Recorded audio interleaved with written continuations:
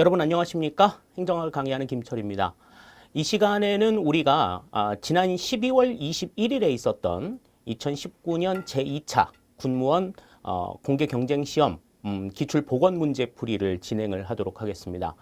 여러분들도 잘 아시겠지만 이 군무원 시험 같은 경우에는 문제를 지금까지는 공개를 하고 있지 않습니다. 국방부의 관계자의 말에 따르면 이제 앞으로는 공개를 할 예정이다라고도 이야기를 합니다만은 아직까지는 지금 문제를 공개하고 있지 않아서 시험을 실제로 치루었던 수험생들의 기억을 더듬어서 문제들을 이제 유추해낼 수밖에 없어요. 그렇기 때문에 문제가 다소 조금 앞뒤가 안 맞을 수도 있고, 그리고 저런 표현으로 안 나왔는데 이렇게 생각하실 수 있는 부분들도 분명히 있을 겁니다. 그리고 문제 순서나 이런 것들도 뭐 뒤죽박죽인 건 뭐 말할 것도 없고요.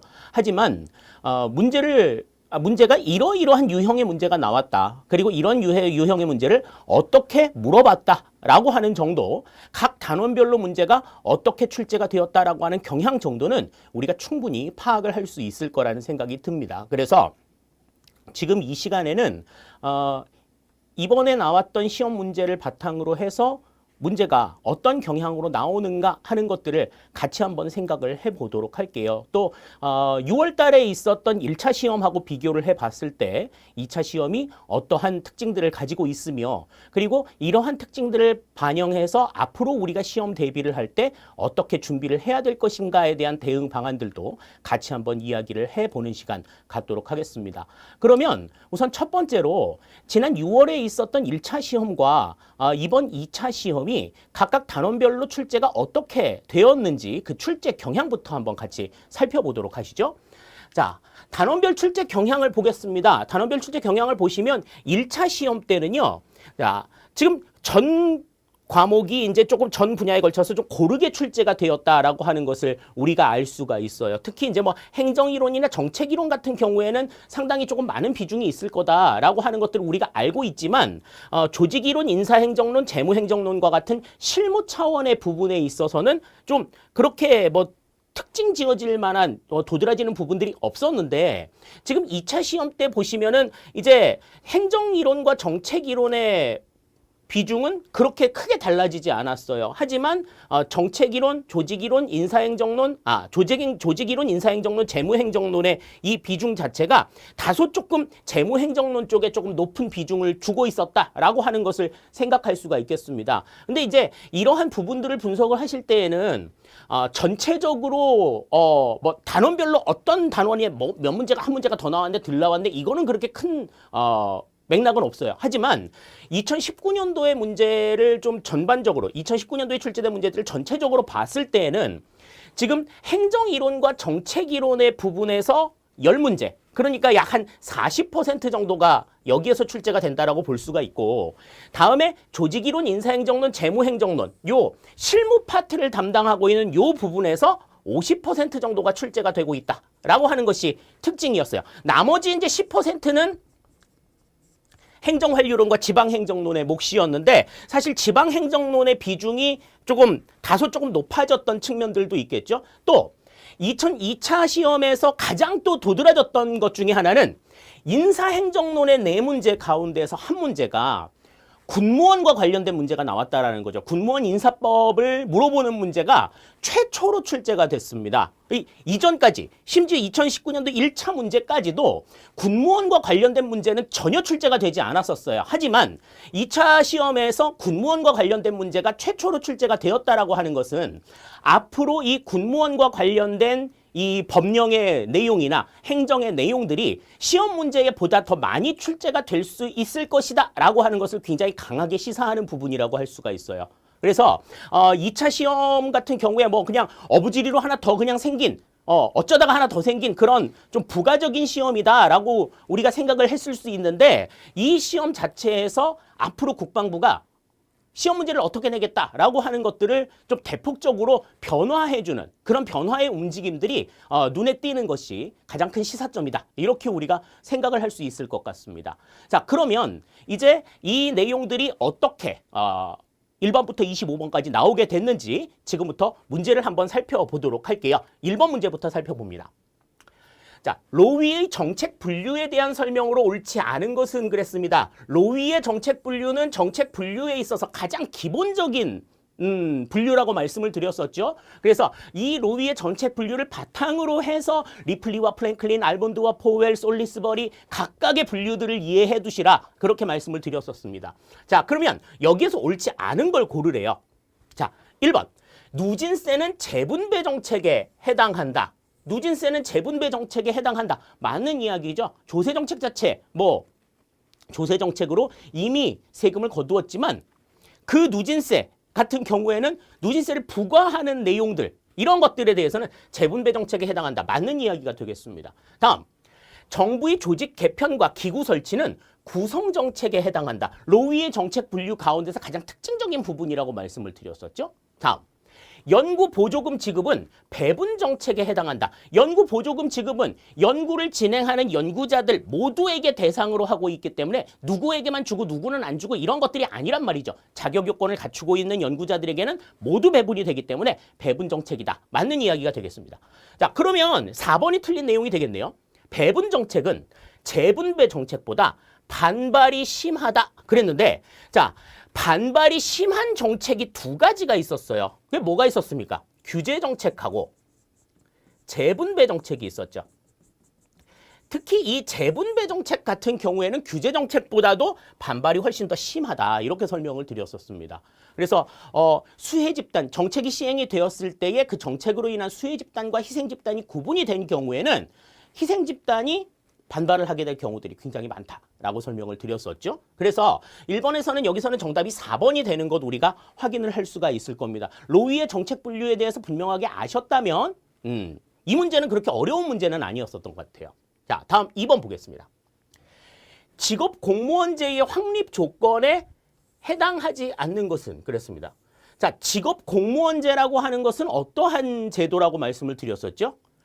자, 유능한 젊은 인력이, 젊고 유능한 인력이 공직에 오랫동안 머무를 수 있도록 보장하는 이러한 제도. 그러니까 공직 자체를 하나의 전문직으로 인식해서 그 전문 직종에서 계속 일할 수 있도록 보장하는 이 같은 제도를 우리가 직업 공무원 제도다라고 설명을 드렸었습니다. 자, 그러면 그 확립 조건, 직업 공무원제를 확립하려면 다시 말해서 젊고 유능한 인력이 오랫동안 공직에 있으려면 어떠한 요건들이 있어야 되느냐 하는 거죠. 자, 행정의 안정성, 안정적으로 행정이 유지가 되어야 되고, 보수 수준 적정성, 요게 어쩌면 또 가장 중요한 문제일 수도 있을 것 같아요. 자, 다음, 평생 고용이 보장되어야 한다. 다 확립 조건이 될 수 있겠죠. 자, 그런데 상시 고용 및 개방형 임용을 실시한다. 상시 고용이라고 하는 거는 정규적으로 딱 고용 누군가를 뽑는 그 시점을 정해놓지 않는 거야.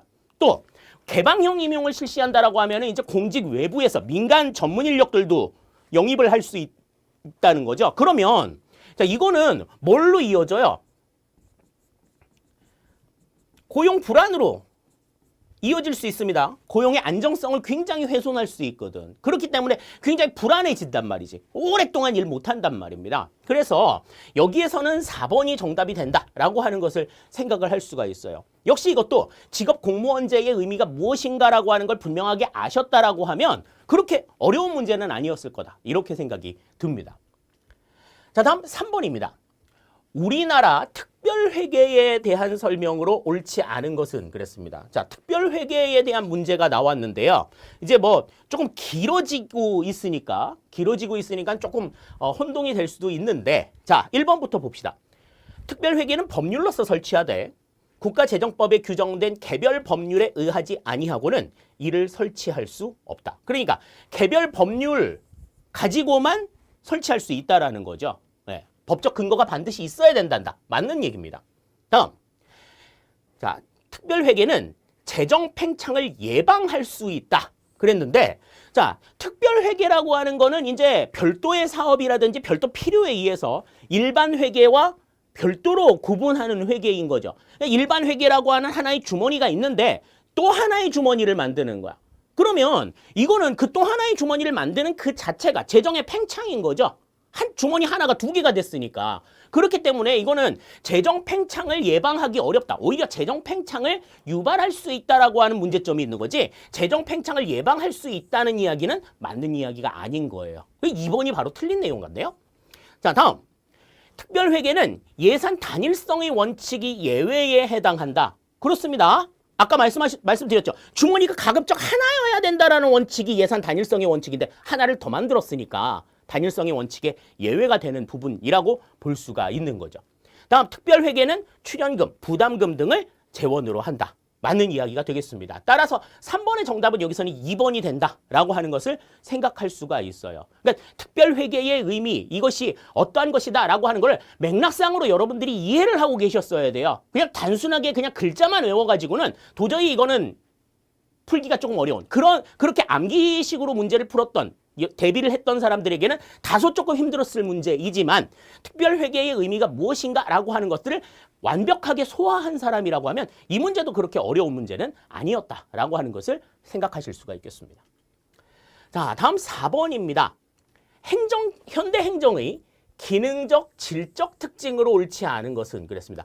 행정의 기능, 그러면은 우리가 이제 지금 여기 나와 있는 기능적, 질적 특징도 있지만 계량적, 양적 특징들도 있는 거죠. 그러니까 양적인 특징과 질적인 특징을 구분해 놓으셨다라고 하면 여기에서는 이제 질적인 특징이 아닌 게 뭐냐라고 하는 걸 생각할 수 있는 겁니다. 질적인 특징이 아닌 거니까 양적인 특징을 물어보는 거겠죠. 행정 조직의 동태화, 행정 조직이 역동적으로 움직이는 그러한 어떤 모습을 보인다라고 하는 거는 이제 구성원들이 어떻게 움직여야 되겠다라고 하는 생각들이 달라진 거죠. 그러니까 이거는 질적인 변화라고 볼 수가 있어요. 다음, 행정기구의 확대 및 공무원 수의 증가. 기구가, 조직의 수가 늘어나고 공무원의 수가 늘어나는 건 이거는 누가 봐도 양적인 증가죠. 그러니까 이거는 양적인 증가에 해당이 되는데 양적 특징에 해당이 되는 그러한 문제다. 이렇게 우리가 볼 수가 있겠고요. 행정의 전문화 기술화, 행정평가의 강화, 이 역시들도 전부 다 질적인 변화를 우리가 얘기하는 거다. 이렇게 생각을 했을 때 4번 문제의 정답은 2번이다. 이렇게 우리가 생각을 할 수 있는 겁니다. 그러니까 기능적, 질적 특징이라고 이야기를 했을 때 행정은 양적인 특징과 질적인 특징이 있구나 라고 딱 구분을 해두시고 아닌 것을 물어봤으니까 양적인 특징을 물어보는구나. 이렇게 우리가 생각을 하셨다면 이것도 답을 찾는 데는 그렇게 어려운 문제는 아니었었던 것 같아요. 4번의 정답 2번이 되겠습니다. 다음 5번 문제 보겠습니다. 책임성에 대한 설명으로 옳지 않은 것은 그랬어요. 책임성에 대한 내용으로 옳지 않은 것. 책임성은 이제 행정의 가치 중에 나와 있었던 수단적 가치 중에 하나였었죠. 자, 근데 이제 좀 깊이 있는 내용들을 조금 생각을 해봤어야 좀 답할 수 있었겠다 싶은데 보기가 이렇게까지 길게 나왔을까 싶기는 합니다. 그런데 자, 일단 파이너는 관료의 내면적 기준에 의한 내재적 책임을 강조하고 프리드리히는 법률, 입법부, 사법부, 국민 등에 의한 통제 등은 외부적 힘에 의한 통제로 확보되는 외재적 책임을 강조하였다. 다시 말해서 파이너는 내재적 책임이고 다음에 프리드리히가 외재적 책임이다. 요걸 지금 강조하고 있는 내용인데 사실 우리가 그 책임성에 관련되어 가지고 이야기했을 때는 내재적 책임을 강조했던 건 프리드리히였고요. 외재적 책임을 강조했던 게 파이너죠. 이게 지금 서로 바뀌어 있는 거예요. 파이너가 외재적 책임을 강조했고 프리드리히는 내재적 책임을 강조했습니다. 그렇기 때문에 지금 이거는 앞뒤가 서로 지금 바뀌어 있는 그런 상황인 거예요. 긴 문장이었다라고 하면 찾아내기 그렇게 쉽지 않았을 것 같은 그런 부분들인데 내용을 일단 분명하게 아셨다라고 하면 이런 것들이 문제가 되지는 않는다는 거죠. 자, 롬책과 더브닉에 따르면 강조되는 책임성의 유형은 조직의 특성에 따라 달라진다. 다음, 신공공관리로는 책임성을 확보하기 위하여 객관적, 체계적 성과 측정을 중시한다. 책임성은 행정의 수단적 가치에 해당한다. 이건 아까도 말씀을 드린 부분이고 지금 짧게 나와 있는 부분들이 전부 다 맞는 내용이기 때문에 이 부분들이 분명하게 드러날 수 있었다라고 하는 겁니다. 네. 이건 뭐 사실 그 물어본 내용들에 따르면은 9급 수준에서 7급 수준의 문제이기도 한데 분명한 거는 파이너는 외재적 책임을 강조했고 프리드리는 내재적 책임을 강조했다라고 하는 점이기 때문에 여기서는 정답이 1번이 된다라고 하는 걸 우리가 생각을 할 수가 있을 것 같아요. 그러니까 내용을 우리가 다 모른다 하더라도 여기 2, 3, 4번의 내용들을 다 모른다 하더라도 그 유추해가지고 생각을 해볼 수 있는 그러한 문제들이라는 거죠. 다소 조금 까다로운 문제였지만 그래도 깊이 있게 공부를 하신 분들은 그래도 순하게 넘어갈 수 있었던 문제였다고 생각이 듭니다. 자, 다음 6번입니다. 조금 까다로운 문제가 나왔어요. 다음 중 에두크라시에 해당하지 않는 것은 그랬습니다. 자, 에두크라시라고 하는 거는 이제 관료제의 병폐를 해결하기 위해서 등장한 임시 조직의 한 유형이죠. 임시 조직의 한 유형인데 이 임시 조직에 해당하지 않는 것이 무엇이냐라고 하는 문제가 나왔어요. 교과서, 행정학 교과서, 시중에 나와 있는 행정학 교과서들의 내용을 보면 이제 거기에 대한 답을 찾을 수가 있고요. 그리고 이제 뭐라고 할까, 관료제의 어떤 경직성을 조금 혁파하고 그 다음에 유연성을 조금 더 확보하기 위한 그 같은 움직임들이라고 하면 이제 어떤 것들이 있는가 하는 것들을 생각할 수 있는 겁니다. 자, 1번에 매트릭스 조직, 2번에 네트워크 조직, 3번에 포스트코브. 포스트코브라고 하는 거는 뭐였었죠? 이거는 귤릭이 주장한 내용이죠. 귤릭의 그 관리자가 중점적으로 기억해야 될 7가지의 요건. 그래서 기획, 조직, 인사, 지휘, 그 다음 조정, 보고, 예산 이렇게 7가지를 우리가 이제 얘기했었죠. 이거는 그냥 대표적으로 관료제의 속성이야. 관료제의 특징이기도 해. 자, 다음에 태스크포스 같은 경우에는 이제 이것도 그때그때 나오는 임시위원회의 성격을 가지고 있는 그러한 조직이라고 볼 수가 있죠. 그러니까 이거는 무엇보다도 조직의 유연성, 이런 것들을 가지고 있는 조직이 어떠한 거냐. 이제 이러한 특징들을 생각할 수가 있을 것 같아요. 그러니까 관료제의 병폐를 해소하기 위해서 조직의 유연성을 확보하기 위한 그러한 조직의 체계가 아닌 걸 골라라 라고 하는 거죠. 그러니까 매트릭스 조직이나 네트워크 조직, 태스크포스 같은 경우에는 다 어느 정도 유연성을 확보하고 있는 건데 포스트코브 같은 경우 관료제를 주장했던 것은 이제 여기에는 해당이 되지 않는다라고 볼 수가 있겠죠. 조직의 명칭이 나왔는데 포스트코브가 나왔을까? 뭐 그런 생각도 조금 들기는 합니다만은 이거는 다분히 관료제의 속성이기 때문에 정답이 되기가 어렵다. 이렇게 우리가 맞는다고 보기가 어렵다. 에도크라시에 해당이 되지 않는다. 이렇게 생각을 할 수 있겠습니다. 자, 다음 7번입니다. 행태론적 접근 방법에 대해서 옳지 않은 것은 그랬습니다. 이것도 뭐 되게 좀 핵심적인 내용이 나왔어요. 늘상 나오던 부분인데 행태론적 접근 방법은 우선 이제 뭐였어요? 사이먼이 주도했다. 그리고 이 사람들은 가치와 사실 가운데에서 사실만 연구 대상으로 했다. 왜? 사실은 측정을 할 수가 있으니까. 그래서 뭐에 공헌했다? 행정에, 과학화에 공헌했다. 세 줄 정리하면 딱 이렇다라는 거죠. 그러니까 사실만 연구했다는 얘기는 가치는 연구 대상에서 제외했다라고 하는 것을 생각할 수가 있는 거겠죠. 자, 그러니까 행정의 과학화, 합리성과 논리성과 이런 것들을 이제 강조해 나가면서 행정이라고 하는 것을 이제 딱딱 재단해 나가기 시작한 이러한 움직임이 행태론적 접근 방법이다. 자, 그러면 1번 논리실증주의 맞는 이야기가 되겠고 2번에 계량 분석법, 그죠? 측정을 하려고 하면 계량이 되어야 되니까. 가치 개입이라고 나와 있는데 가치는 배제가 됐다고 얘기를 했었죠. 그러니까 3번은 바로 틀린 거야. 다음, 인간 행태의 규칙성 강화. 이런 것들도 분명한데 이런 그 행정의 과학화를 통해 가지고 규칙성을 발견해내려고 하는 움직임, 이게 이제 행태론적 접근 방법의 특징이다라고 볼 수가 있어요. 따라서 7번의 정답은 여기서는 3번이다 이렇게 볼 수가 있겠습니다. 가치가 개입이 된 내용은 신행정학에서나 나오지 행태론적 접근 방법에서는 고려 대상이 아니다라고 하는 걸 생각해 두시면 되겠습니다. 자, 다음 8번입니다. 신공공관리론에 대한 설명으로 옳지 않은 것은 그랬습니다. 뭐 굉장히 상투적인 문제가 또 나왔어요.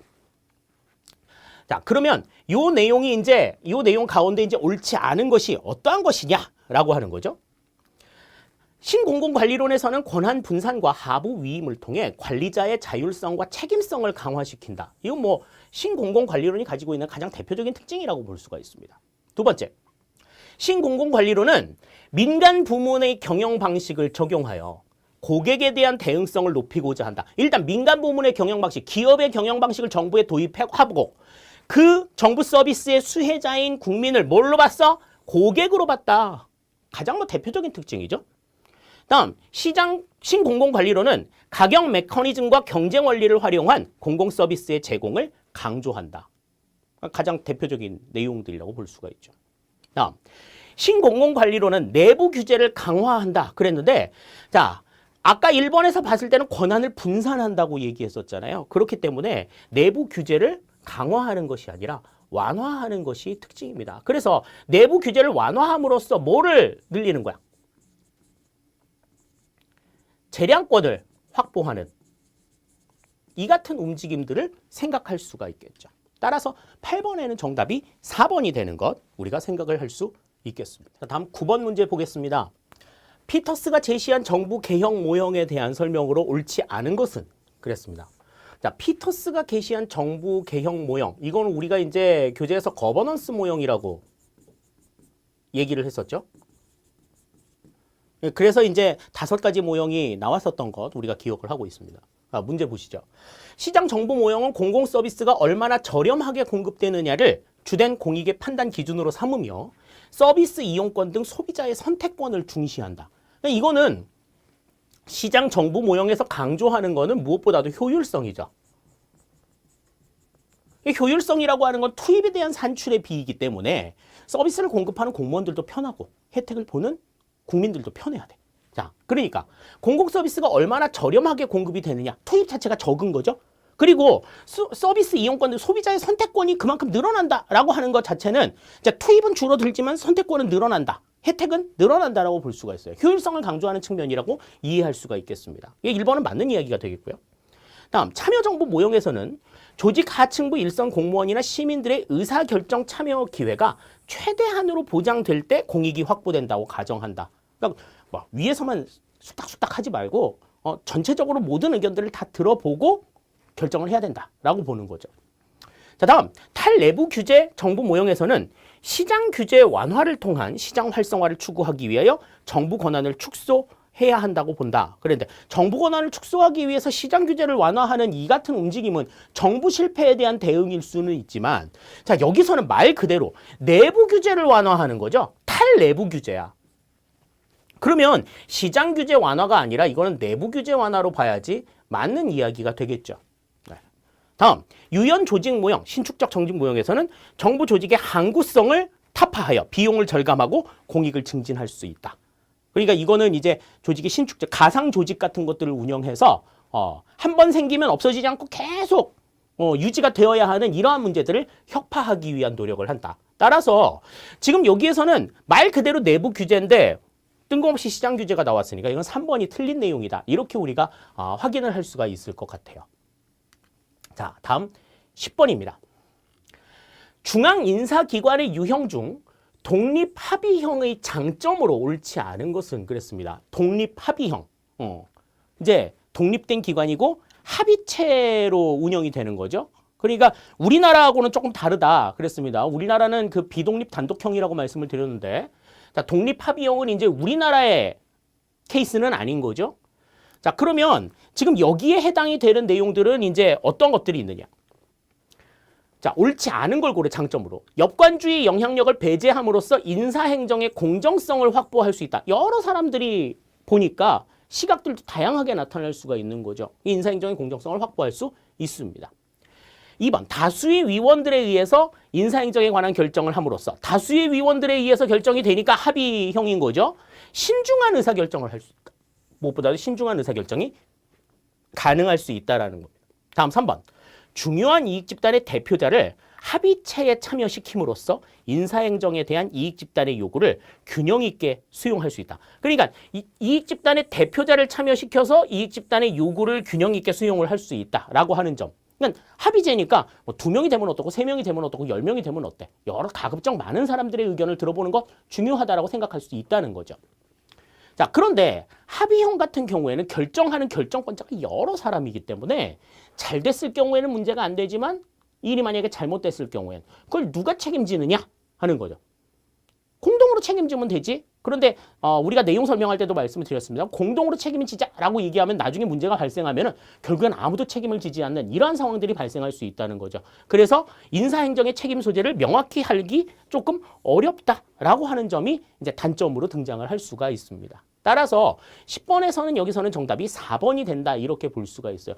이 인사행정의 책임 소재를 명확히 할 수 있는 것은 비독립 단독형의 특징이다. 이걸 이제 우리가 같이 좀 기억을 해 두시고 넘어가도록 하시죠. 네, 10번의 정답은 그래서 4번이 되겠습니다. 자, 다음 11번입니다. 다음 중 예산 집행의 신축성을 확보하기 위한 제도가 아닌 것은 그랬습니다. 자, 이 문제는요. 이 문제는 지금 뭐 군무원에서는 처음 나왔는데요. 일반 공무원 시험 문제에서는 여러 번 출제가 돼요. 한 2-3번 정도 나왔어요. 똑같은 형태의 문제가. 그리고 답을 고르는 답도 똑같은 내용이 다 답이었어. 그래서 만약에 이제 그 일반 공무원 문제 시험 문제를 여러분들이 좀 풀어보셨다라고 하면 굉장히 낯익은 문제가 나왔을 거예요. 이거 굉장히 낯익은 문제입니다. 예산 집행의 신축성을 확보하기 위한 여러 가지 수단들이 있습니다. 그래서 예산의 원칙에 대한 예외에 해당이 되는 여러 요소들이 좀 있었죠. 자, 총괄 예산 제도나 추가 경정 예산 같은 경우에도 예산 집행의 신축성을 확보하기 위한 방안이라고 볼 수가 있어요. 이용이라고 하는 건 뭐예요? 입법 과목 간의 유용을 얘기하는 거고 전용은 행정 과목 간의 융통을 얘기하는 거죠. 다음, 배정과 재배정이 나왔는데 배정은 기획재정부 장관이 각 부처 장관에게 예산을 나누어주는 이 같은 형태를 배정이라고 얘기를 하고 재배정이라고 하는 거는 각 부처 장관이 기획재정부 장관으로 받은 예산을 그 부처의 재무 담당관에게 다시 부여하는 이 같은 행위를 우리가 재배정이라고 이야기한다 그랬습니다. 그래서 이 배정이나 재배정은 예산 통제의 수단이지 예산의 신축성 확보를 위한 수단이 아니다. 예산 집행을 통제하기 위한 수단이다 라고 하는 것을 분명하게 기억해 두자라고 강조를 드렸었어요. 이거는 내용에서도. 왜냐하면 일반 공무원 시험 문제에서 너무나 많이 나왔기 때문에. 네. 다음 계속비와 예비비도 이거는 계속비 같은 경우에는 헌법에도 보장이 되어 있죠. 네. 예비비 같은 경우에는 지출 항목을 딱 특정하지 않고 불시에 활용할 수 있는 그러한 요소로서 예산 집행의 신축성을 확보하기 위한 제도라고 볼 수가 있습니다. 따라서 11번의 정답은 여기서는 3번이 정답이다라고 하는 것. 기출문제를 조금 많이 풀어보셨다라고 하면 이 문제는 1초도 안 돼서 답이 나왔을 거예요. 자, 다음 12번입니다. 립스키의 일선 관료제론에 대한 설명으로 옳은 것은 그랬습니다. 자, 옳은 걸 고르래. 자, 일선 관료제론이라고 하는 거는 이제 어떤 거예요? 국민들과 가장 접점에 있는 일선 공무원들에게 권한을 좀 집중시켜야 한다라고 하는 입장인 거죠. 정책 집행의 단계에서 나타날 수 있는 그러한 부분들입니다. 그래서 정책 집행하는 단계에 있는 일선 공무원들에게 재량을 조금 몰아줘야 한다라고 하는 내용을 담고 있는 게 이제 일선 관료제론인데, 자, 1번. 정책 의제 설정 단계에서 중요하다. 아니죠. 집행 단계에서 중요하다라고 말씀을 드렸어요. 정책 결정 단계에서 중요한 것도 아니야. 집행 단계에서 중요하다고 말씀을 드렸죠. 다음. 정책 의제 설정 단계에서부터 평가 단계에 이르기까지 지속적인 모니터링을 필요로 한다. 그러니까 의제 설정 단계부터 쭉 해가지고 결정, 집행, 평가 쭉 살펴봐야 된다는 얘기야. 그렇지 않아요. 이거는 일선 관료제론이라고 하는 거는 오로지 정책 집행에 집중이 되어 있는 내용이다. 자, 요걸 생각하시고 4번을 보시면 정책 집행 단계에서 재량이 적지 않다. 그랬습니다. 와, 글자를 이렇게 썼다. 자, 적지 않다. 이 적다는 얘기야? 아니란 얘기야? 자, 이건 많다는 얘기죠. 많다 그러면 되지. 적지 않다라고 얘기했을까? 여러분들이 이제 좀 속이려고 했던 것 같아요. 네. 그러니까 이건 적지 않다는 얘기는 이건 많다는 얘기니까 아까 말씀드린 정책 집행 단계에서 일선 공무원에게 재량을 부여하는 이 같은 행위라고 우리가 생각을 할 수 있다는 거죠. 따라서 12번의 정답은 4번이 정답이 되겠습니다. 자, 다음 이제 13번 보시죠. 시장 실패의 원인과 그 대응 방식에 대한 설명으로 옳지 않은 것은 그랬습니다. 우리 시장 실패의 원인과 그 대응 방식, 정부 실패의 원인과 그 대응 방식은 우리가 분명하게 딱 표로 정리해두고 요거는 좀 기억해두자라고 말씀을 드렸었어요. 그죠? 여러 가지가 있었습니다. 뭐 자연 독점, 그다음 불안전 경쟁, 공공재의 존재, 정보의 비대칭성 등등등 뭐 여러 가지들이 있었죠. 자, 1번부터 봅니다. 공공재의 비배제성으로 인한 무임승차 문제를 해결하기 위해 국가가 조세를 통해 재원을 제공한다. 그렇죠. 이 뭐 공유제 같은 것들의 문제는 조세를 통해서 재원을 제공할 수 있습니다. 다음, 두 번째. 규모의 경제로 인한 독점은 공기업 공급을 통해 해결한다. 이 공기업 공급이라고 하는 게 이제 정부 공급일 수도 있는 거죠. 독점의 문제를 해결하려고 하면 정부가 공급자로 나서는 방법 있을 수 있다는 겁니다. 다음, 자연 자원의 문제는 소유권 설정으로 해결이 가능하다. 뭐 자연 자원, 뭐 산림 녹지, 뭐 토지, 뭐 이런 것들 소유권 설정으로 해결이 가능하다. 얘기할 수 있는 거죠. 자, X 비효율성이 발생할 경우 민영화와 규제 완화로 문제 해결이 가능하다. 그랬는데, 자, 이 X 비효율성이라고 하는 거는 뭐예요?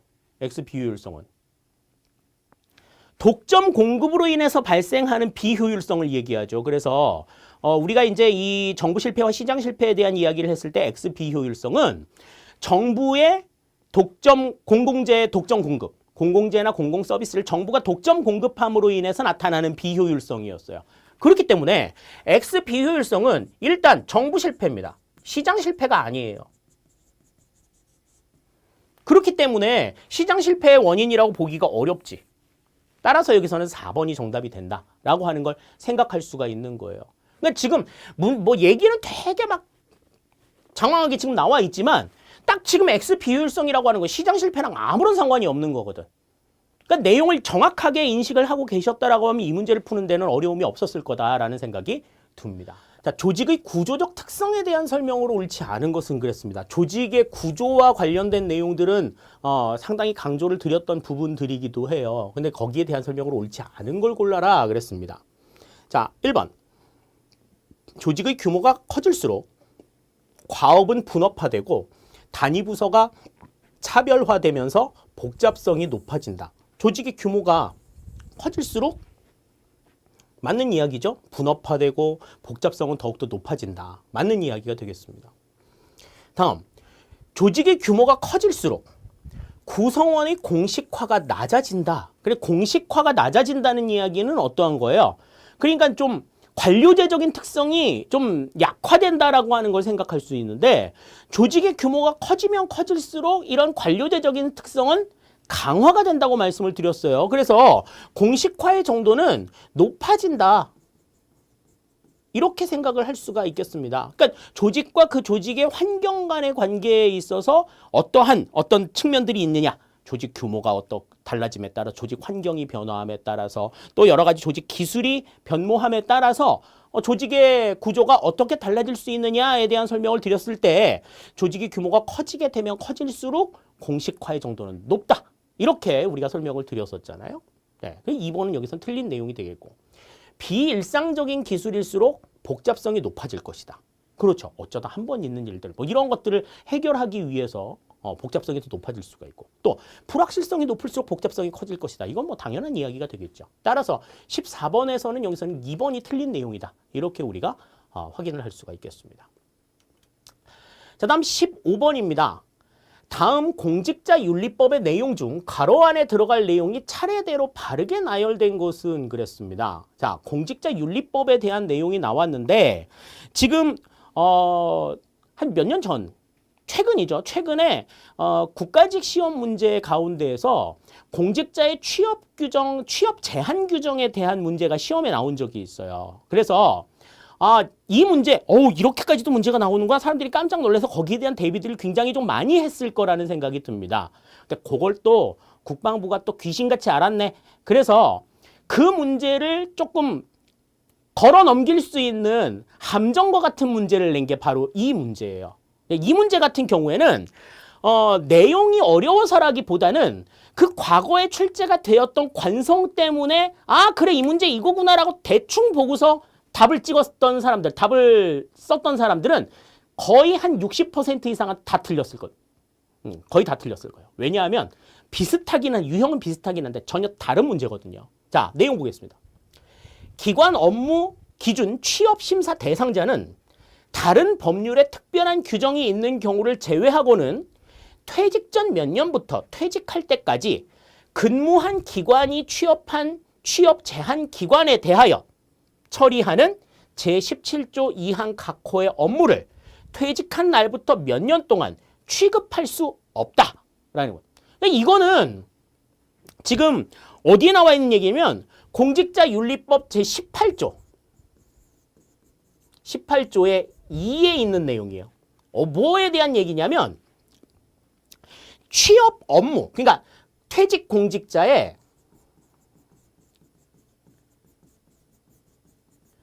업무 취급 제한이야.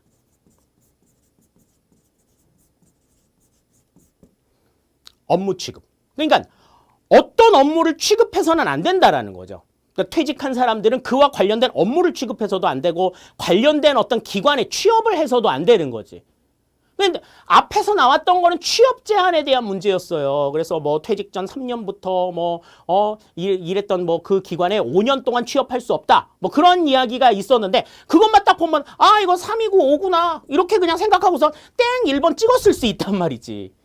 자, 그런데 이제 그렇지 않다라는 겁니다. 이거는 업무 취급에 대한 제한을 물어보는 문제였기 때문에 이렇게 썼다가는 난리나. 내가 왜 그랬을까 막 가슴을 치는 사람들 지금 있을 텐데요.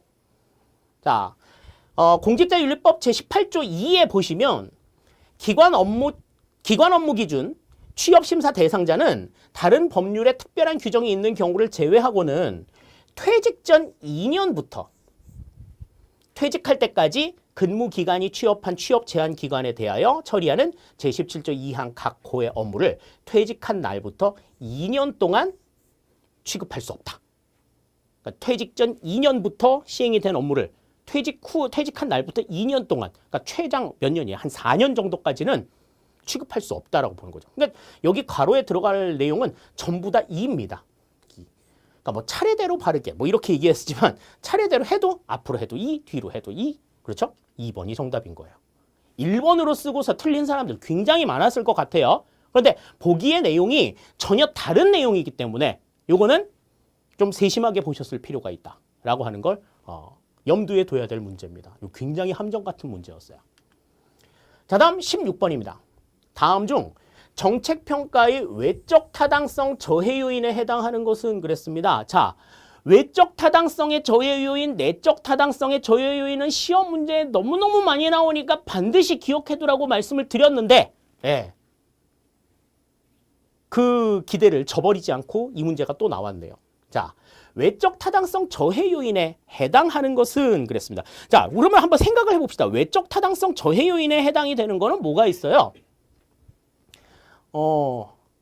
다수 처리에 의한 간섭. 그러니까 같은 거를 이제 여러 번 반복했을 때 나타나는 결과, 이거를 이제 처음 접했을 때의 결과하고 대비해서 볼 수는 없다라는 거죠. 다음에 표본의 대표성 부족.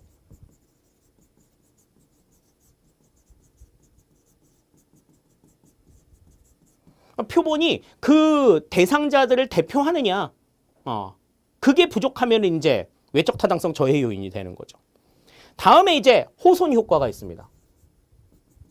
이거는 자신이 실험 대상이라는 것을 인지하고서 평소와는 다른 행동을 보임으로써 나타나는 외적 타당성 저해 요인이었죠. 자, 다음에 실험 조작과 측정의 상호작용.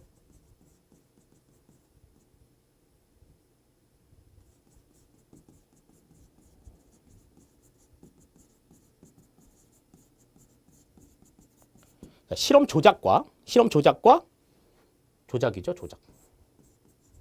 조작과 측정의 상호작용. 다음에 이제 마지막으로 보는 것이 이제 크리밍 효과가 있었습니다. 크리밍 효과라는 건 이제 어떤 거야? 좋은 결과를 나타낼 표본만 골라가지고 실험을 하는 거죠. 그래서 이거는 외적 타당성 저해 요인이기도 하지만 내적 타당성을 저해하기도 한다. 그렇게도 말씀을 드렸었는데, 그럼 여기에 들어간 선정 효과나 성숙 효과, 이건 전부 다 내적 타당성 저해 요인이고요. 호손 효과 있습니다만은 성숙 효과가 해당이 안 되고요. 크리밍 효과, 호손 효과, 요거는 맞는 이야기네. 역사 효과나 성숙 효과, 이거 전부 다 내적 타당성 저해 요인입니다. 따라서 여기에 해당이 되는 거는 여기는 3번밖에 없네요.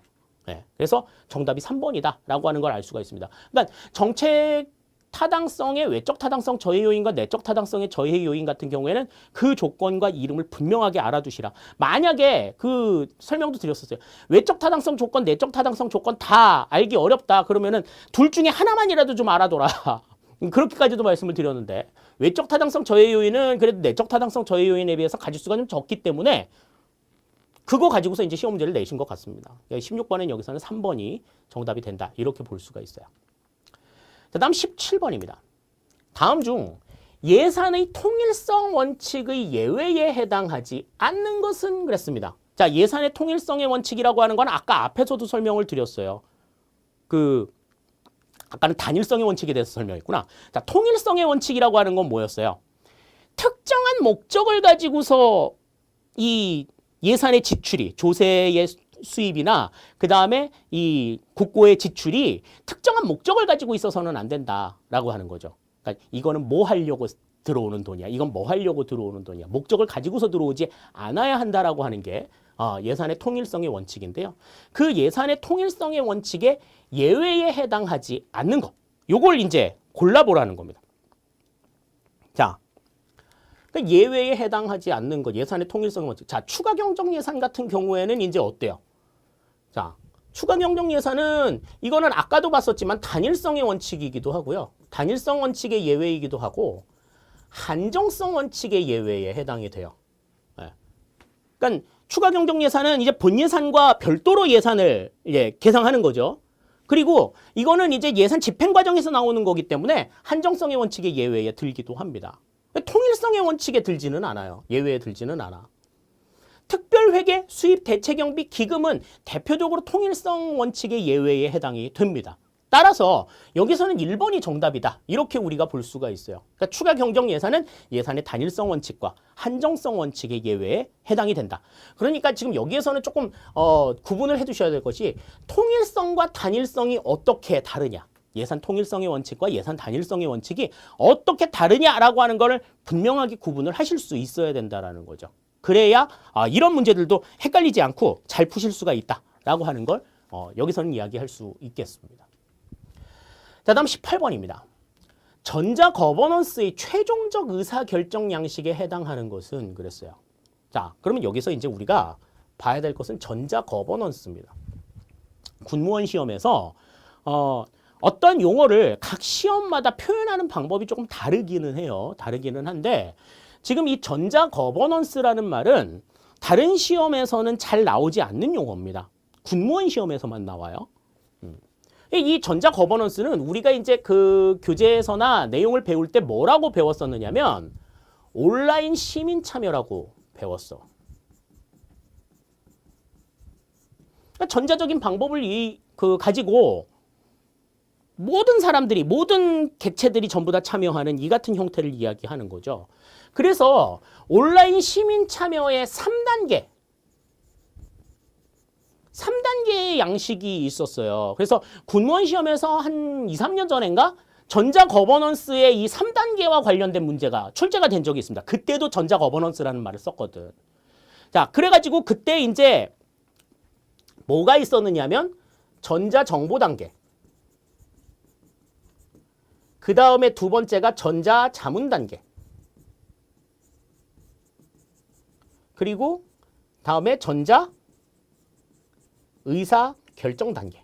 요렇게 이제 3단계가 있었어요. 그래서 우리는 이제 그 배울 때 이 인포메이션, 이 컨설테이션, 이 디시전 메이킹 요렇게 이제 세 가지의 단계가 있다라고 우리가 확인을 했었는데 지금 여기에서 지금 물어보는 거는 최종적 의사 결정 양식이죠. 그러니까 뭐에 대한 얘기야? 요 3단계 가운데서 이거에 대한 얘기야, 이거. 이 디시전 메이킹, 전자 의사 결정에 대한 이야기인 거죠. 자, 그래서 거기에 해당이 되는 것이 뭐냐 하는 겁니다. 소수의 중앙 집권적 의사결정, 다수의 통합적 의사결정, 소수의 합의적 의사결정, 확산된 분권적 의사결정 그랬는데, 자, 여기에서는 이제 소수의 중앙 집권적 의사결정 같은 경우에는 이제 전자정보 체계가 되는 거죠. 그냥 내려주는, 보여주는 것만 봐. 이렇게 얘기하는 그런 측면이라고 볼 수 있고, 다수의 통합적 의사결정이 이 전자의사결정의 특징이라고 볼 수가 있겠습니다. 다음에 이제 소수의 합의적 의사결정 역시도 뭐 전자정보 내용이라고 볼 수 있고, 확산된 분권적 의사결정 같은 경우는 전자자문에 해당이 되는 내용이라고 볼 수가 있죠. 따라서 여기서는 정답이 2번이 정답이 된다라고 하는 걸 우리가 생각하실 수가 있겠어요. 그러니까 전자거버넌스가 뭐를 의미하는 거냐라는 걸 먼저 생각을 했어야 되고, 그 다음에 거기에 최종적 의사결정 양식이라고 하면 그 3단계 가운데 전자의사결정에 대한 이야기구나. 그냥 단순하게 뭐 온라인 시민 참여 중 전자의사결정에 대한 설명으로 뭐 옳은 것은 이렇게 얘기했으면 좋은데, 문제를 되게 꽈았어. 전자거버넌스의 최종적 의사결정 양식에 해당하는 거. 그거는 전자의사결정이고, 이거는 다수의 통합적 의사결정을 의미한다. 이렇게 우리가 정리를 해두시면 될 것 같아요. 18번의 정답은 2번이 되겠습니다. 자, 다음 19번입니다. 중앙정부가 부과하며 세금을 납부할 의무가 있는 납세 의무자와 세금을 최종적으로 부담할 담세자가 일치하지 않는 국세에 해당하는 것은 그랬습니다. 자, 일단 중앙정부가 부과하니까 국세죠. 국세야, 여기도 지금 나와 있지만. 자, 세금을 납부할 의무가 있는 납세 의무자와 세금을 최종적으로 부담할 담세자가 일치하지 않는다라고 하면 이거는 뭐에 해당이 되는 거예요? 간접세에 해당이 됩니다. 일치하는 세금을 우리가 이제 직접세, 일치하지 않는 세금을 우리가 간접세라고 이야기를 하는데, 자, 그러면 일단 국세니까 국세가 아닌 지방세는 전부 다 제거하고 보자고요. 우리가 이제 지방세 그러면 몇 가지가 있었어요? 11가지가 있었죠. 그래서 자, 재산세 일단 지방세라 안 됩니다. 담배 부가가치세 같은 경우에는 국세에 해당이 되죠. 담배 소비세 지방세라서 안 돼요. 주세 이것도 국세입니다. 개별 소비세 국세예요. 종합부동산세 이것도 국세죠. 그러니까 일단 기억하고 디귿은 안 되는 거야. 기억 디귿 들어간 거 다 빼. 1번 안 돼. 2번도 디귿 있네. 안 돼. 3번은 4번 3번 4번 중에서 답이 나와야 돼. 일단 나오려면 3번 4번 중에서 나와야 되는데, 자, 그러면 일단 리을하고 미음은 확실하게 답이지. 둘 다 리을 미음은 있으니까. 그럼 니은하고 미음 중에 간접세가 뭐냐 하는 거야. 간접세가 뭐냐? 부가가치세와 종합부동산세 중에. 부가가치세라고 하는 건 뭐예요? 어떤 내가 뭐 재화나 서비스들을 얻을 때 거기에 부과해가지고 내는 세금. 우리나라에서는 이제 10%를 부가가치세로 부담을 하죠. 그러면 이 부가가치세는 사용자한테 내가지고 파는 사람이 낸단 말이지, 납세자와 담세자가 달라요. 그렇기 때문에 이거는 간접세에 해당이 됩니다.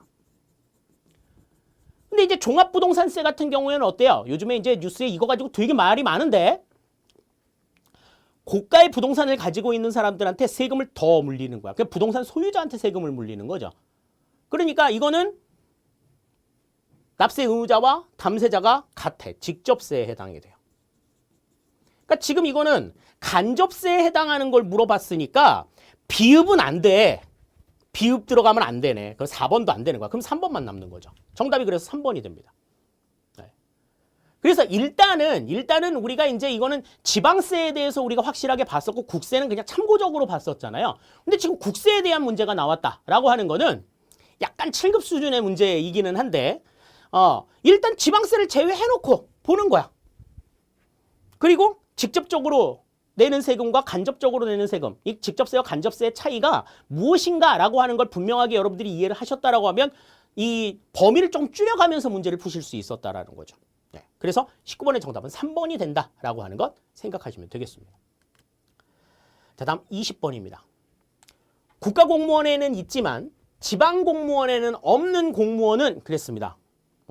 얼마 전에 이제 소방직 공무원이 지방직에서 국가직으로 전환이 됐죠. 지방직 공무원이나 국가직 공무원이냐 뭐 이런 얘기들이 굉장히 이제 많이 나오는데 이 가운데 국가 공무원에는 있지만 지방 공무원에는 없는 공무원. 이것도 우리가 되게 많이 이야기했었어요. 네, 인사 이야기하면서. 자, 1번 고위공무원단에 속하는 공무원. 고위공무원단 같은 경우에는 지방공무원이 없죠. 전부 다 국가공무원에만 있어요. 지방공무원에는 고위공무원단이 존재하지 않습니다. 1번이 바로 정답이에요.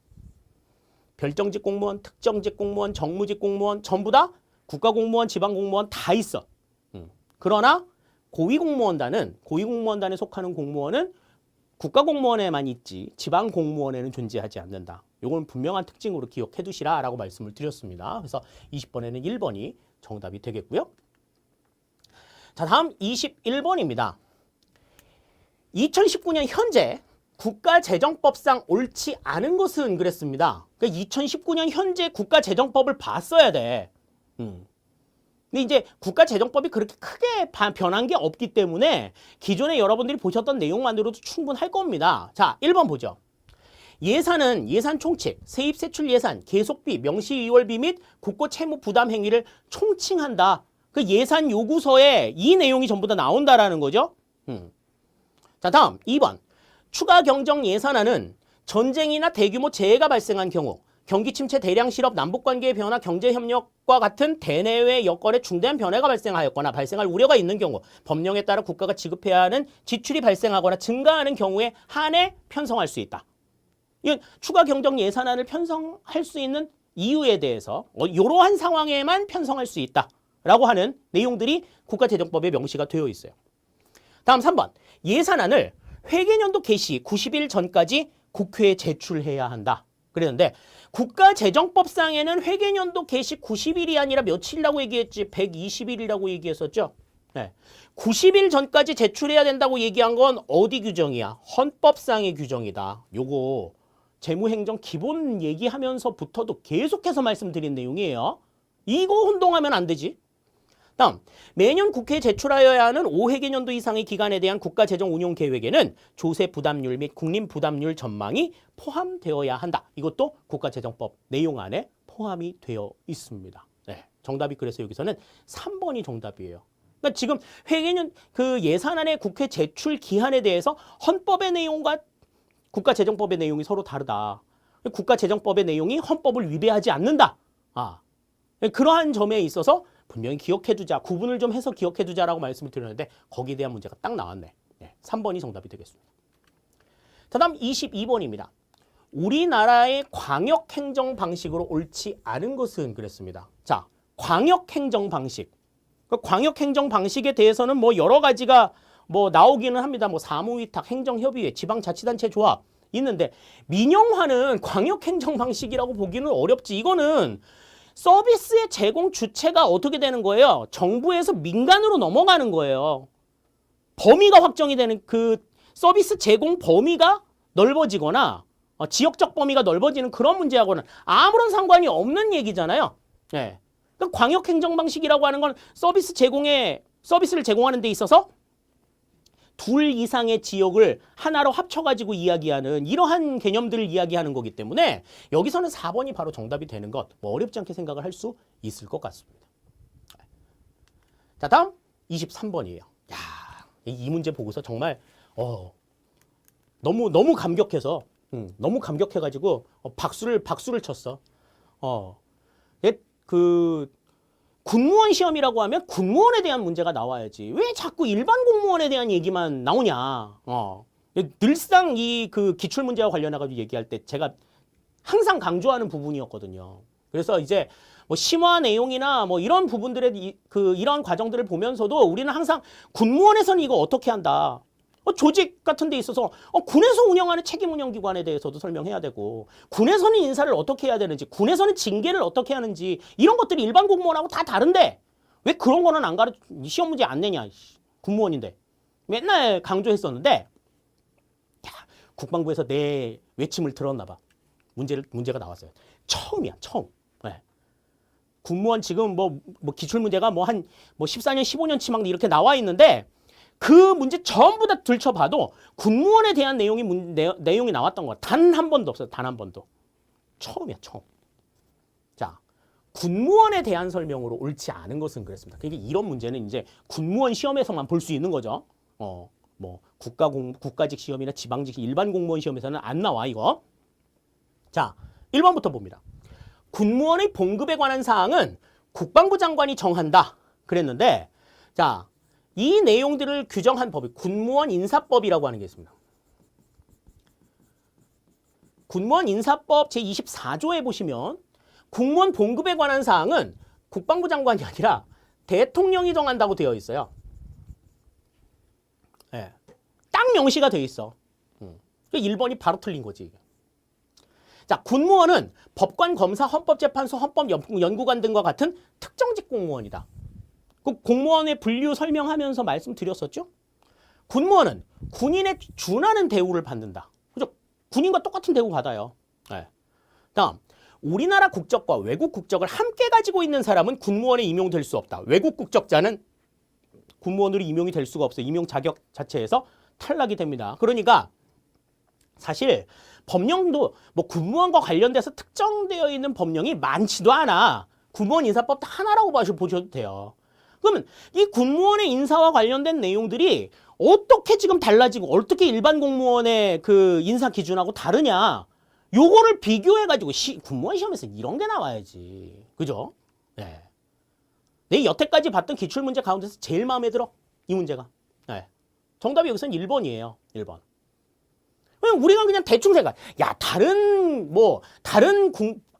공무원의 봉급은 대통령령으로 정하는데 군무원 봉급만 장관이 정하는 거 이상하지 않니? 이렇게 얘기하면 이건 곤란하지. 그렇게 가르치면 선생도 아니고. 자, 봐봐. 딱 정확하게 어떤 법령에 이러한 내용이 있어라는 게 제시가 될 수 있어야죠. 그리고 그 부분들이 핵심이 되어가지고 문제 출제가 되어야 된다라는 거예요. 그러니까 앞으로 이런 유형의 문제들이 굉장히 많이 나오지 않을까 감히 예상을 해봐요.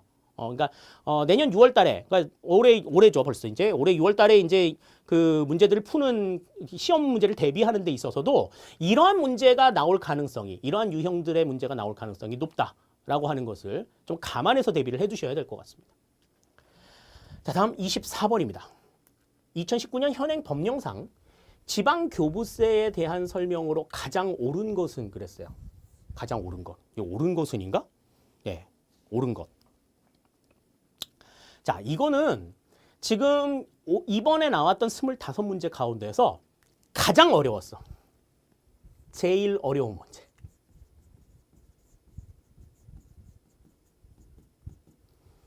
구급 단위를 준비했던 친구들은 되게 어려웠을 것 같고요. 7급 단위를 준비하는 친구들도 이 법령의 내용들을 제대로 보지 않았으면 이해하기 조금 어려웠을 그런 문제가 되겠습니다. 일단 가장 옳은 것을 고르라고 했으니 나머지 3개가 틀린 게 되겠죠. 자, 1번부터 봅니다. 경기도는 주민들에게 소방안전교부세를 부과할 수 있다. 소방안전교부세. 자, 소방안전교부세라고 하는 거는 이제 중앙정부에서 지방정부에 부과하는 교부세잖아요. 그러니까 경기도가 주민들에게 부과하는 게 아니고 이거는 중앙정부, 다시 말해서 지방정부를 총괄하는 행정안전부 장관이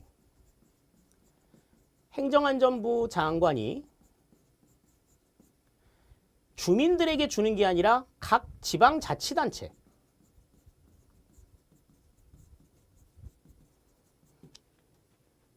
교부하는 거야. 부과할 수 있다.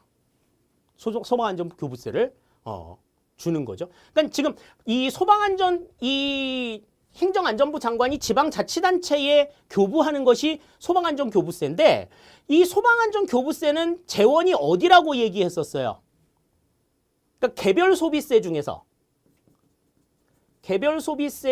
국세 중에 개별소비세 중에서 담배에 부과되는 개별소비세의 20%다. 그렇게 말씀을 드렸었죠. 그렇기 때문에 이 소방안전교부세를 부과하는 거는 누구야? 국가가 국민한테 부과하는 거예요. 국세에 해당이 되는 거니까 경기도가 주민들에게 부과하는 지방세가 아니라는 거죠. 이거는 일단은 이 소방안전교부세는 그 개별소비세에 나오는 거. 이건 국세에 해당이 되는 거다. 부과는.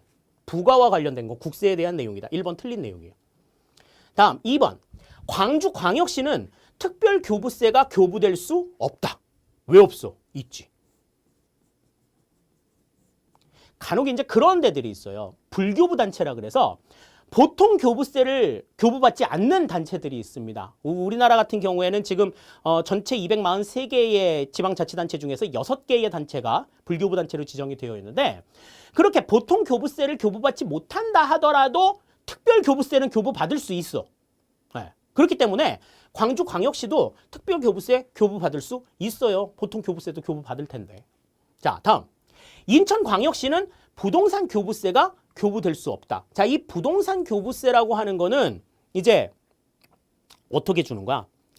기초자치단체에 일단은 줍니다. 이 부동산 교부세를 부과하는 대상은 기초자치단체예요. 기초자치단체에 부과할 수 있고 광역자치단체도 부과할 수 있어. 광역자치단체에도 줄 수 있는데 자치단체 중에서는 특별자치도와 특별자치시만 교부를 받을 수 있어요. 그렇기 때문에 인천광역시는 말 그대로 광역시잖아. 특별자치시나 특별자치도가 아니죠? 그렇기 때문에 교부될 수 없다. 맞는 겁니다. 네. 다음, 세종특별자치시는 주민들에게 분권교부세를 부과할 수 있다 그랬는데 이거는 우리가 지방교부세 이야기하면서 설명드렸었어요. 분권교부세는 지금 없어. 2015년도에 폐지됐어. 그러니까 분권교부세라는 교부세 자체가 없는 거야. 없는데 어떻게 부과해? 부과할 수 없는 거지. 자, 따라서 여기서는 3번이 정답이 된다. 이렇게 우리가 볼 수 있겠습니다. 그러니까 보세요. 이거는 이 되게 내용들을 좀 세심하게 봤어야 돼. 굉장히 꼼꼼하게 나온 문제거든요. 그러니까 이러한 문제들을 맞춘다. 그러면 너 공부 좀 했구나. 뽑힐 가능성이 있는 거지. 그러니까 변별력 강화를 위해 가지고 굉장히 좀 고난이도의 문제를 낸 거예요. 구급시험에 한 7급 수준의 문제가 출제가 되었다. 이렇게 보시면 되겠습니다. 24번의 정답은 3번이 되겠고요. 자, 다음에 이제 25번입니다. 이 25번은 지금 그냥 복원이 된 상황으로 봤을 때는요. 가장 문제야. 가장 문제야야. 앙팡 테리블. 왜? 문제가 잘못 나왔어. 여기의 상황으로 보면. 자, 보죠. 현행법상 일정한 자격을 갖춘 외국인에게 허용되는 것은 모두 몇 개인가? 외국인에게 허용되는 것이 모두 몇 개냐? 그러니까 지방행정에 있어서는 외국인이 대상이 되는 것들이 있다고 말씀을 드렸었죠. 그래서 주민 참여의 그 대상에 외국인이 포함이 된다라는 설명을 드렸었어요. 자, 그런데 조례의 제정과 개폐 청구, 주민 투표, 주민 감사 청구, 주민 소송, 주민 소환, 주민 참여의 그 지방 행정의 주민 참여 방식으로 다 설명을 드렸던 내용이죠. 다음, 공공기관의 정보 공개에 관한 법률에 따른 정보 공개 청구. 이 전부 다 외국인에게 허용이 되느냐 하는 거죠. 일단 허용이 되는 것은 모두 몇 개냐라고 봤는데 지금 이거 허용됩니다. 이것도 허용돼요. 감사 청구 허용되니까 주민소송도 허용됩니다. 주민소환도 허용되거든요. 정보공개 청구도 허용이 돼요. 다 돼 이거. 답이 없어. 하나, 둘, 셋, 넷, 6개가 있었어야지. 답이 없어요. 어떻게 그렇게 자신 있게 얘기할 수 있느냐고요? 자, 그러면 이것과 관련된 법령의 내용들을 한번 보자고요. 자, 지방자치법 12조입니다. 지방자치법 12조에 보시면 자, 주민의 자격은 지방자치단체의 구역 안에 주소를 가진 자야. 국적과 상관없이 지방자치단체 구역 안에 주소를 가진 자는 지방자치단체의 주민이 된다고 얘기했어. 자, 그러면 그 주민의 권리를 보시죠. 주민의 권리는 일단 소속 지방자치단체의 재산과 공공시설을 이용할 권리가 있어. 이 주민들은. 다음, 지방자치단체로부터 균등하게 행정의 혜택을 받을 권리가 있어.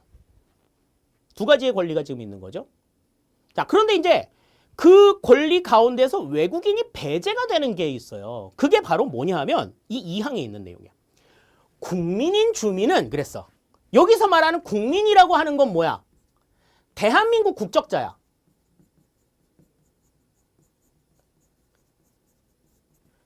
대한민국 국적자 가운데에서 지방자치단체 구역 안에 주소를 가진 자는 법령으로 정하는 바에 따라 그 지방자치단체에서 실시하는 지방의회 의원과 지방자치단체장이 선거에 참여할 권리를 갖는다. 그러니까 외국인은 지방선거에 참여할 수 있어 없어? 지방선거에 대한 선거권과 피선거권이 없는 거야. 외국인은 일단 선거권이 없어요. 그런데 투표권은 있는 거지. 자, 그럼 봅시다. 조례제정과 개폐 청구에 보시면 자, 19세 이상의 주민으로서 블라블라 쭉 나와 있는데 다음 각 호의 어느 하나에 해당하는 사람 각 호 1, 2, 3 여기에서 3번의 외국인이 있어. 자, 뭐 출입국 관리법 제10조에 따른 영주 체류 자격 취득 후 3년이 경과한 외국인. 이 사람은 조례 개폐 청구, 조례 제정이나 개폐 청구 할 수 있다는 거예요. 자, 그러니까 일단은 조례 제정과 개폐 청구는 외국인이 할 수 있어요. 두 번째, 주민투표입니다. 주민투표. 선거하고 투표는 달라요. 선거는 자기 지역의 대표자를 뽑는 행위고, 자기가 살고 있는 지역의 대표자를 뽑는 행위가 선거고, 투표는 자신의 정치적 의사를 표현하는 행위가 투표야. 자, 그러면 지금 여기에서 투표는 19세 이상 주민 중 6조 1항에 따른 투표인명부 작성 기준일 현재 다음 각 호에 어느 해당하는 사람. 그래서 주민등록이 되어 있는 사람, 여기도 외국인이 있어. 외국인도 주민투표 할 수 있어요. 다음, 주민의 감사 청구입니다. 주민의 감사 청구는 지방자치단체 19세 이상의 주민이야. 여기에는 그냥 주민이라고만 나와 있지, 뭐 외국인은 안 된다, 뭐 국민인 주민은 이딴 소리 없어. 그러니까 이 얘기는 뭐예요? 외국인 가능이야. 감사를 청구할 수 있어. 그리고 19세 이상 주민의 감사 청구에 관해서는 제15조 3항으로부터 7항까지의 균형을 준용할 수 있다. 여기서 말하는 15조의 내용은 아까 얘기했던 조례 제정 및 개폐 청구와 관련된 권한이에요. 그러니까 그 관련된 조례 제정 및 개폐 청구권에 관한 그 대상자의 범위와 지금 이 주민 감사 청구의 대상자 범위는 같다고 보는 거죠. 네. 자, 다음에 이제 주민 소송입니다. 주민 소송은 대상자가 감사 청구한 주민이야. 그러니까 조례 제정 개폐 청구권, 주민 감사 청구권, 주민 소송은 대상자의 범위가 동일하다고. 어느 한쪽에서 외국인이 되면 다 되는 거야. 이것도 외국인이 되는 거죠. 자, 다음 주민 소환이 있습니다. 주민 소환은 주민 소환 청구가 있고 주민 소환 투표가 있어. 그러면 봅시다. 주민 소환 투표가 이제 3조에 나와 있는데 거기에도 19세 이상의 외국인 명시 돼 있어요. 명확하게. 자, 7조에 보시면 외국인 등록표에 등록된 제3조 1항 1호 및 2호에 해당하는 자, 외국인이야. 외국인 등록표에 등록되어 있는 거 외국인이겠지. 내국인이 외국인 등록표에 등록되겠어? 그건 아니란 말이죠. 예. 그러니까 청구도 외국인이 가능하고 투표도 외국인이 가능하다라고 하는 거죠. 자, 다음 비읍보입니다. 이거는 이제 공공기관의 정보공개에 관한 법률인데 정보공개 청구에 대해서는 외국인의 정보공개 청구에 대해서는 대통령령으로 정한다. 그래서 동법 시행령에 나와 있어. 외국인은 다음 각 호의 어느 하나에 해당하는 자로 한다. 정보공개를 청구할 수 있는 외국인은 국내에 일정한 주소를 두고 거주하는 자. 두 번째, 학술 연구를 위하여 일시적으로 체류하는 자. 다음, 국내에 사무소를 두고 있는 법인 또는 단체. 얘네들은 정보공개 청구 요구할 수 있다라는 거예요. 외국인 할 수 있어요, 지금. 자, 그러니까 지금 아까 앞에서 봤었던 그 6가지 내용 가운데서 외국인이 할 수 있는 거, 할 수 없는 건 없어. 다 할 수 있어. 다 할 수 있었기 때문에 자, 여기에서는 지금 이게 답이 없어요. 예. 복원된 내용이 어떤 내용, 그 실제 내용이 어떻게 출제가 되었는지는 다시 한번 확인을 해봐야 되겠습니다만은 일단 들어본 내용에 따르면 없습니다. 네. 이거는 문제가 조금 잘못된 것 같아요. 그러니까 우리가 이제 이 기회로 지방행정에 있어서 외국인이 참여할 수 있는 내용들, 어떤 규정에 의해서 참여가 가능하냐, 그 법적인 근거는 분명하게 여러분들이 좀 생각을 하시자라고 하는 것 다시 한번 강조를 드리겠습니다. 자, 이렇게 해서 이제 우리가 25문제를 전부 다 살펴봤어요. 25문제를 살펴봤는데 문제를 살펴보시는 가운데에서 여러분들도 이제 느끼시는 바가 좀 있었을 겁니다. 이번 문제가 좀 대체적으로 어떠한 맥락에서 문제가 조금 나왔었구나. 출제가 어떠한 경향을 타고 나왔었구나라고 하는 것을 우리가 한번 조금 생각을 해봐야 될 건데, 자, 지금부터는 이제 출제 경향이 어떻게 나왔었는가, 그러니까 이번 지금 이 문제를 통해 가지고 뭐 제가 개인적으로 느끼는 바이기는 합니다만은 개인적으로 이런 맥락에서 출제가 됐으니 좀 주의해서 대응을 한번 해보자라고 하는 핵심적인 내용들 몇 가지만 조금 설명을 드리도록 할게요. 우선 첫 번째, 분야별 내용의 맥락 이해 중심입니다.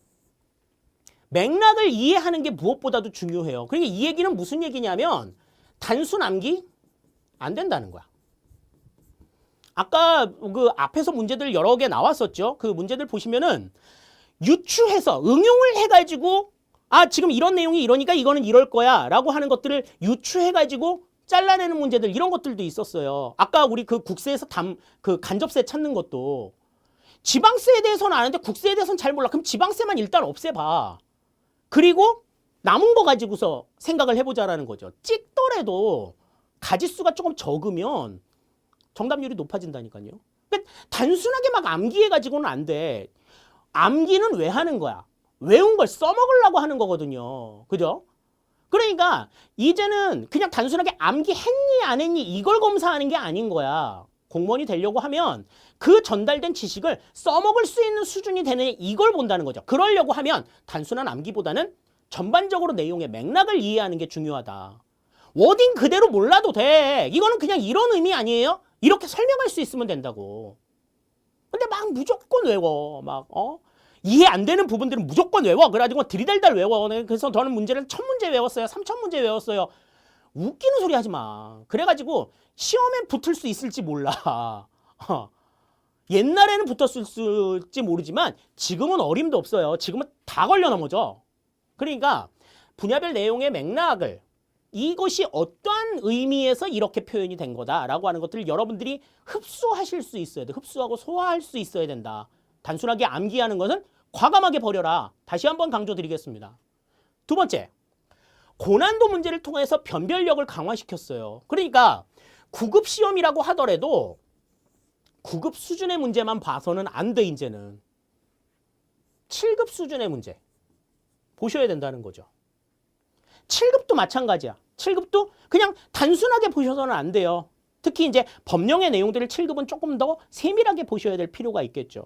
이런 수준의 문제가 한두 문제 정도 나오게 되면 공부를 조금 착실하게 한 사람과 그렇지 않은 사람들이 확연하게 구분이 될 겁니다. 아까 우리가 봤었던 24번 문제 같은 경우가 대표적인 문제가 되겠죠. 이런 문제들은 딱 나오게 되면 9급 수준으로만 대비했던 친구들은 헉 하고 넘어가게 돼 있어. 그렇기 때문에 이런 고난도 문제에 대한 변별력을 조금, 그 고난도 문제에 대한 대비를 조금 해야 될 필요가 있다라고 하는 겁니다. 그래서 9급 수준의 문제만 보지 마시고 7급 수준의 문제들 조금 보셔야 될 필요 있고, 단순하게 내용을 보고 그 내용이 맞냐 안 맞냐 이런 것들을 확인하는 차원의 문제들, 이런 것들은 그냥 그때 그냥 수업 듣고서 해결하시는 걸로 끝내고, 보다 조금 더 난이도 높은 문제들을 대해보셔야 될 필요가 있겠죠. 다음 세 번째, 군무원 관련 문제의 비중이 이제 늘어날 거다. 아까 23번 문제 제가 보고 막 감격했다는 문제예요. 이런 문제들이 군무원이라고 하는 특정직에서는 강조가 되어야 한다라는 거죠. 특정직 공무원이기 때문에 그 군무원의 업무 특성에 맞는 문제들이 이제는 하나 둘씩 나와야 된다라는 겁니다. 이 얘기는 다시 말해서 무슨 얘기냐면, 과거에 이제 일반직 공무원들 수준의 문제로 난이도를 조금 높였는데 이제 그 자체도 한계에 이르렀다라는 거예요.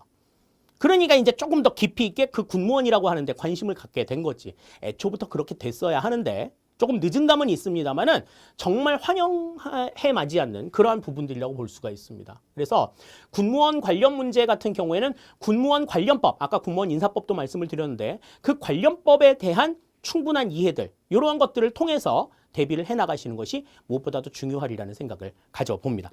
자, 이렇게 해서 이제 2시간에 걸쳐서 우리가 기출 보건 문제에 대한 풀이를 마감을 지었어요. 시험 보셨던 분들은 어떻게 봤나라고 하는 것들을 점검하는 차원에서 앞으로 시험을 대비하시는 분들은 어떤 문제가 나오나 하는 참색의 측면에서 유용한 시간이 되었으리라 믿어 의심치 않습니다. 충분한 대비하시고 정리를 통해서 합격의 그날까지 최선을 다하시는 모습 기대해 보도록 하겠습니다. 자, 해설 여기서 모두 마치도록 합니다. 수고하셨습니다.